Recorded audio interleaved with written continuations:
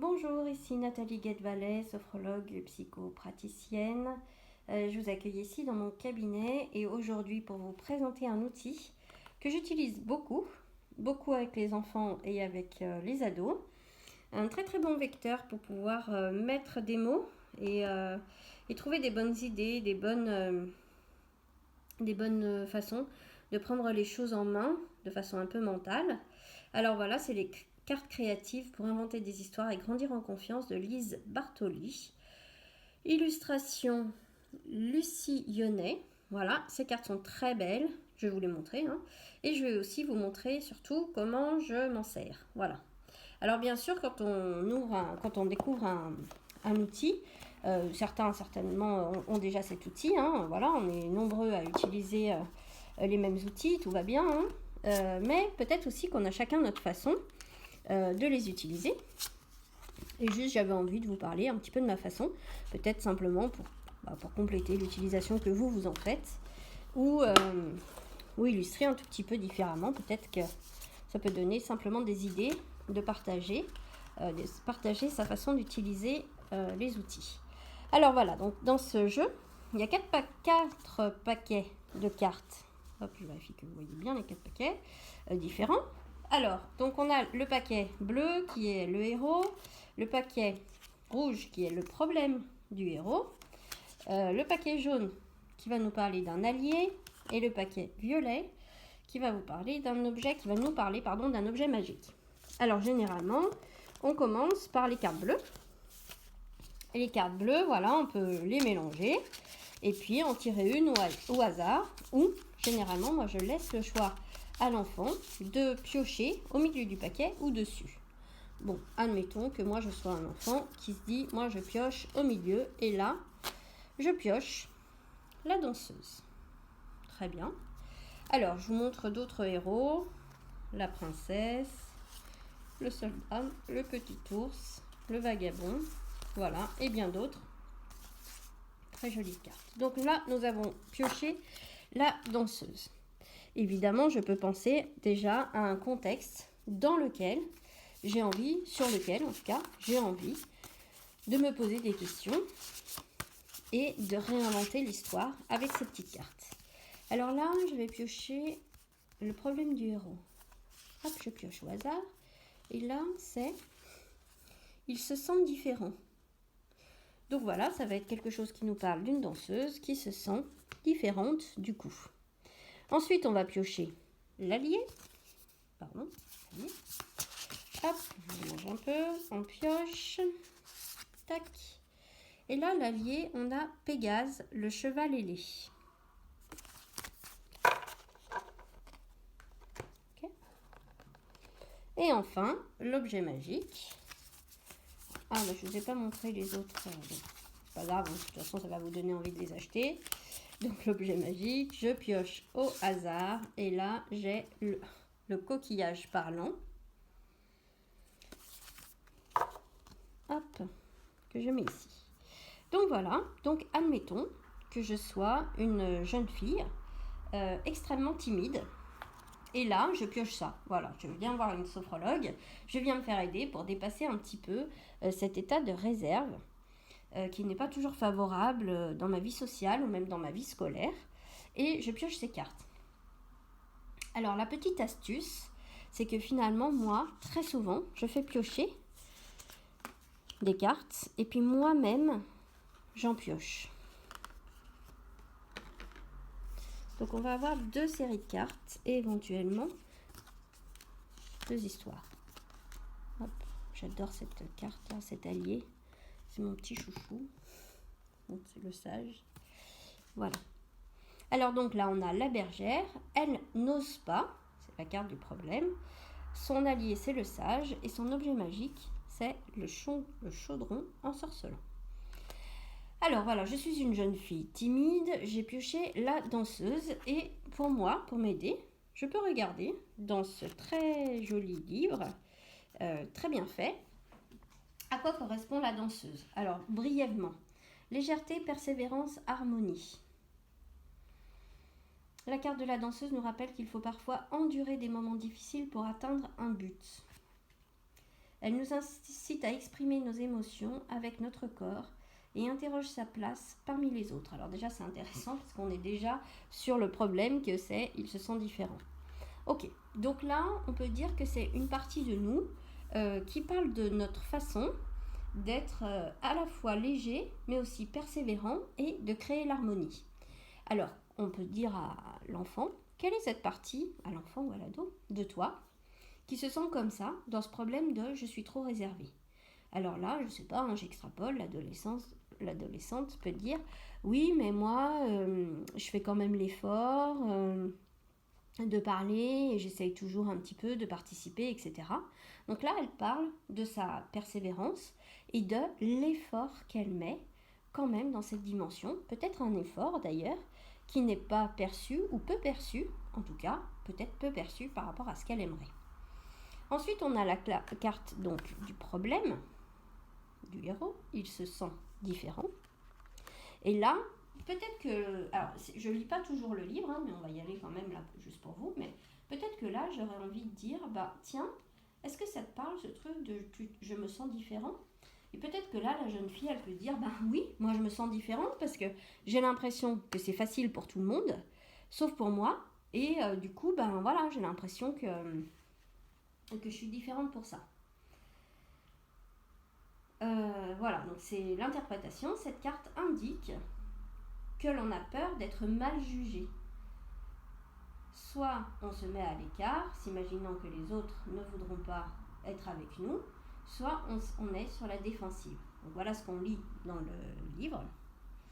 Moi j'aime bien le lire un peu différemment parce que là c'est écrit indique que l'enfant a peur d'être jugé. Alors quand j'ai un ado, je dis pas alors tu as un enfant qui a peur d'être jugé, je lui dis plutôt cette carte indique que nous avons peur d'être jugés, nous pouvons avoir peur d'être jugés. Voilà, j'ai envie plutôt de le lire comme ça. Et donc là, je peux dire à la jeune fille, finalement là, est-ce que ça te parle là que parfois tu n'oses pas dire des choses ou tu restes sur la réserve parce que tu aurais peur d'être jugé? Bon là, on voit que du coup la carte, sans le faire exprès, je suis partie sur quelque chose de classique, mais la carte nous parle quand même bien de ça. Alors elle peut dire oui, en effet, moi je me dis que peut-être si je dis une bêtise, les autres vont se moquer de moi, etc. Ou quand les autres parlent, moi je sais pas quoi dire, etc. J'ai peur qu'on trouve que je suis bête, ou je sais pas quoi. Voilà. Ok, très bien. Donc maintenant on va voir l'allié. L'allié, donc, c'est Pégase, le cheval ailé. Déjà là, je peux dire à la jeune fille, tiens, est-ce que ça te parle, toi, ça?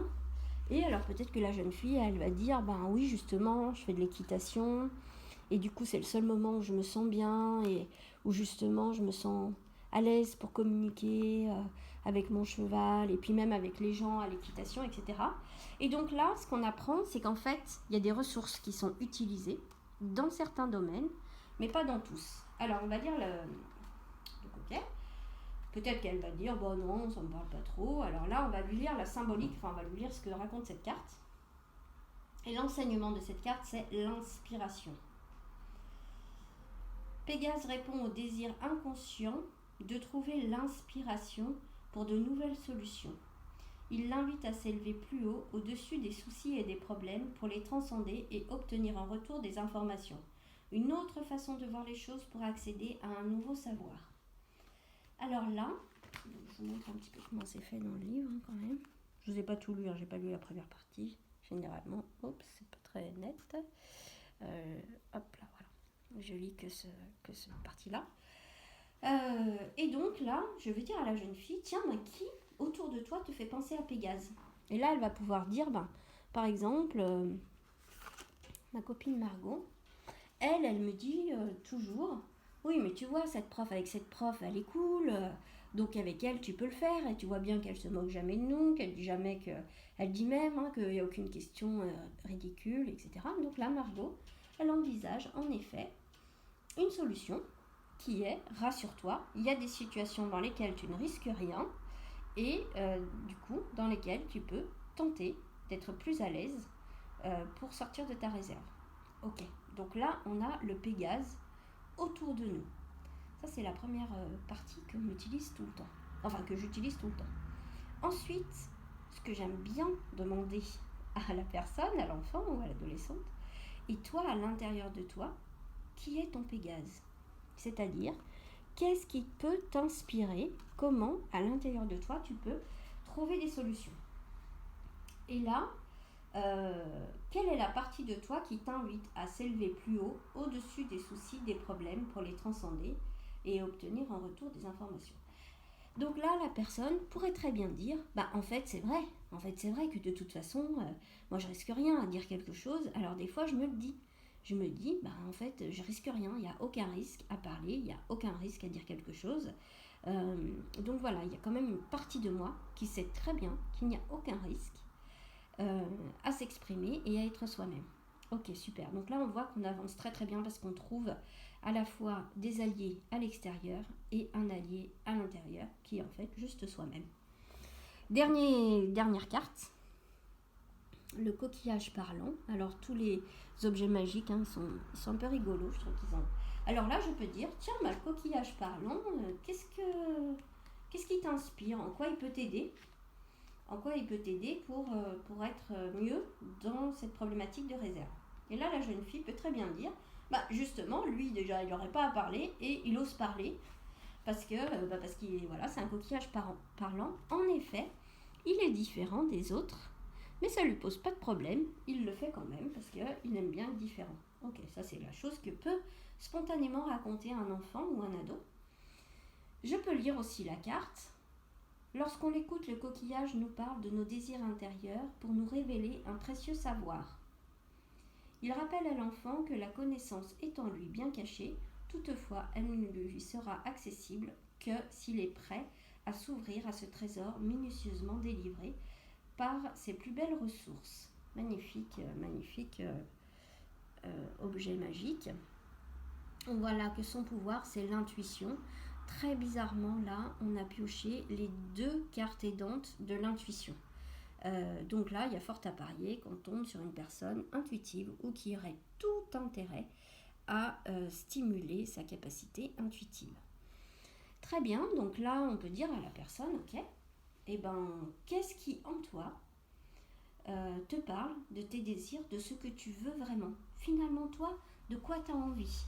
Là, la jeune fille, elle peut dire, moi, j'ai envie d'être bien, d'être tranquille, d'être un peu plus comme les autres à ce niveau-là, c'est-à-dire de dire ce que je pense, de dire ce que j'aime, de parler de moi tranquillement. Ok. Et donc là, ce qu'on génère, c'est ce qu'on révèle plutôt, c'est une capacité de volonté. Ce que j'ai envie, c'est ce que je veux. Et quand je sais ce que je veux, je peux m'y diriger. Ça vient un petit peu de notre culture. Et finalement, nos enfants, on leur dit bien qu'ils sont trop ci ou pas assez ça. Et il n'est pas rare qu'on dise comme ça à ces jeunes filles, notamment au collège, qu'elles sont trop réservées. C'est bien beau de leur dire qu'elles sont trop réservées, mais comment doivent-elles être? Finalement, ce qu'on pourrait leur faire miroiter, c'est comment toi, tu veux être bien là-dedans.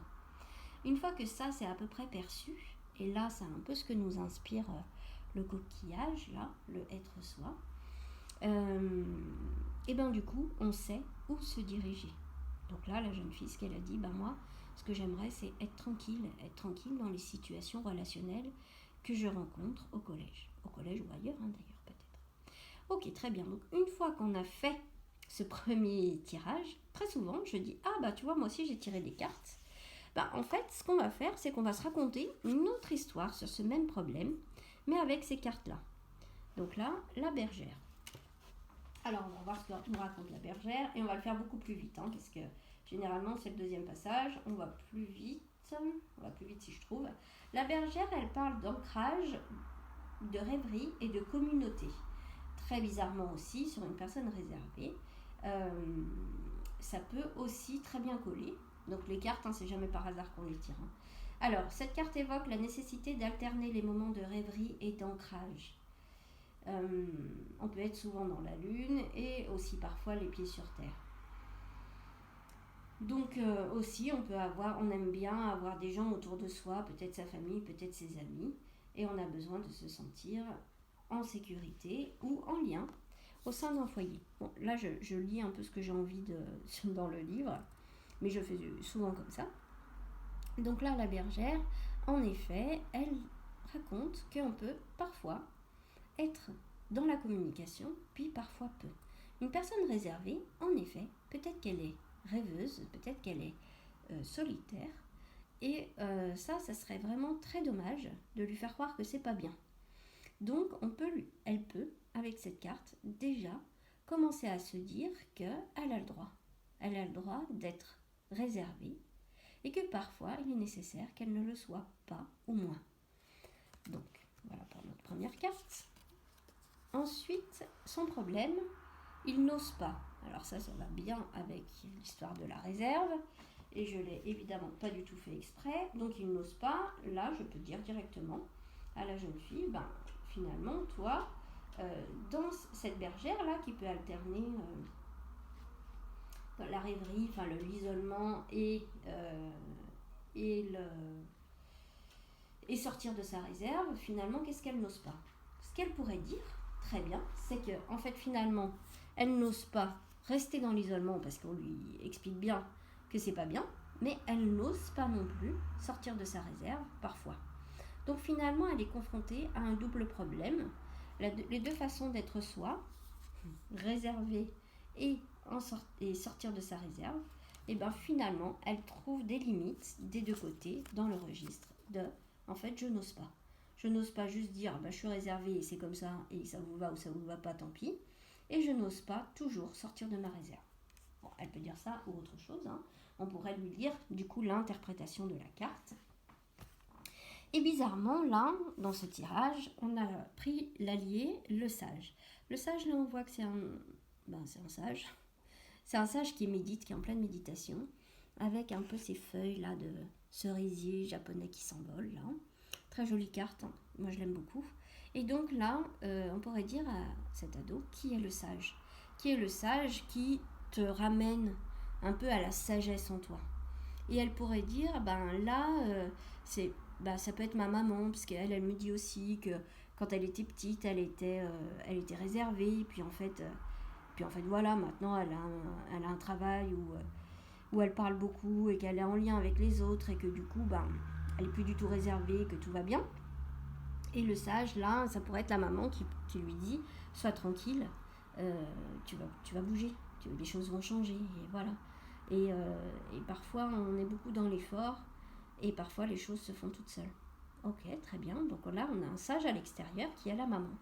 Donc c'est super, c'est qu'on avait une très bonne amie ici qui donnait des conseils facilitants, inspirants. Et puis on a aussi une autre personne ressource, qui est la maman, qui apaise un petit peu et qui autorise, elle, peut-être, cet état de rêverie assumé, accepté, simplement pour ce qu'il est, un état transitoire comme tous nos états. Super. Et puis on va dire aussi à cette jeune fille, très bien, donc on voit que tu as un sage à l'extérieur qui peut t'aider, t'accompagner. Et à l'intérieur de toi, qu'est-ce que te raconte ton sage à toi? Quand tu es tranquille à l'intérieur de toi, qu'est-ce qui te dit ton sage? Et là, on voit que le sage, c'est un retour à soi, c'est un repli sur soi dans la méditation. Mais un repli sur soi et ouvert au monde, moi je pourrais l'expliquer comme ça par exemple. Et là, la jeune fille, elle pourrait dire, en effet, moi finalement, mon sage, il me dit, j'ai besoin de revenir à moi-même. J'ai besoin d'avoir des moments que pour moi, des moments en effet où je rêvasse un peu, ou en tout cas je suis tranquille avec moi-même, je prends du recul, ou je ne sais quoi d'autre. Ok, juste pour prendre conscience aussi que sortir de sa réserve n'est certainement pas pour tout le monde bénéfique, en tout cas certainement pas dans tous les cas. Très bien, donc voilà pour le sage. Dernière carte, le chaudron ensorcelant, pardon. Et donc là, qu'est-ce qui l'inspire, ce chaudron ensorcelant? Qu'est-ce que cette jeune fille a envie d'en dire ou d'en faire? Peut-être que ça peut l'inspirer directement, ou peut-être que je peux lui lire le livre. Alors là, on va essayer de se laisser inspirer directement. Peut-être que vous avez déjà une idée. En tout cas, moi, ce qui me viendrait dans ce chaudron ensorcelant, c'est peut-être d'imaginer qu'il y aurait une potion magique qui peut me faire passer d'un état à l'autre. Il y aurait la potion magique de je me mets dans mon état de repli et de rêverie et de solitude et d'isolement, de retour à moi-même. Et puis, il y aurait la potion magique de je suis ouverte aux autres, je suis communicante et je suis dans l'envie de m'ouvrir et de sortir de ma réserve. Un peu comme les gâteaux d'Alice au Pays des Merveilles qui ont un effet immédiat. Et bien là, je pourrais avoir ces 2 potions à ma disposition. Et on pourrait même, du coup, faire des séances de sophrologie. Donc là, on les voit. Dans un contexte, alors par exemple, voilà comment j'associe ça à la sophrologie. Dans un contexte où je serais dans une situation, comme le conseille ma copine Margot, je serais dans une situation avec un prof, avec quelqu'un ou avec un prof, avec lequel c'est plus facile de sortir de la réserve. Et je le fais. Et là, on est dans la sophrosubstitution mnésique, par exemple, ou la sophrocorrection sérielle. On peut le faire en sophromnésie ou en sophrofuturisation.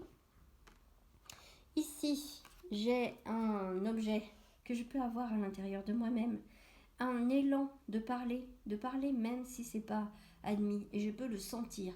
Et là, on pourrait faire juste quelque chose dans le registre des sensations ou dans le registre d'une futurisation progressive de comment je parle de mieux en mieux, comment j'évolue dans ma vie, ce qui rejoindrait aussi bien le conseil du sage extérieur qui est la maman et qui dit sois tranquille, ça va bouger et tu sortiras de ta réserve un jour ou l'autre. On pourrait faire aussi une séance de sophrologie avec ça. Je crée ma potion et je sens. Alors ça, ce serait un petit peu comme du signe-signal. Je fais un signe-signal de je retourne dans moi-même, un signe-signal de je me sens forte et confiante et je sors de ma réserve. Voilà. Autant de possibilités. Évidemment, là, je vous dis ce qui me vient tout de suite à l'esprit, mais je vous fais complètement confiance pour trouver votre chemin sophrologique inspiré de ces cartes. Bon voilà, juste pour vous expliquer, c'est peut-être un tout petit peu long cette vidéo, mais juste pour vous expliquer que j'aime beaucoup travailler avec ces cartes. Elles nous permettent de mettre des mots sur des choses, de se faire inspirer, de trouver des ressources à l'extérieur et en nous. Donc voilà, ce sont... Hop, voilà, je vous remontre le petit livre. Le petit livre qui est très très bien fait aussi, hein, voilà, qui est très riche. Et donc voilà, je vous souhaite donc à tous de bien vous amuser, de faire de jolies séances avec ça, avec donc les cartes créatives pour inventer des histoires et grandir en confiance. Voilà, je vous souhaite une bonne fin de journée et je vous dis à très bientôt.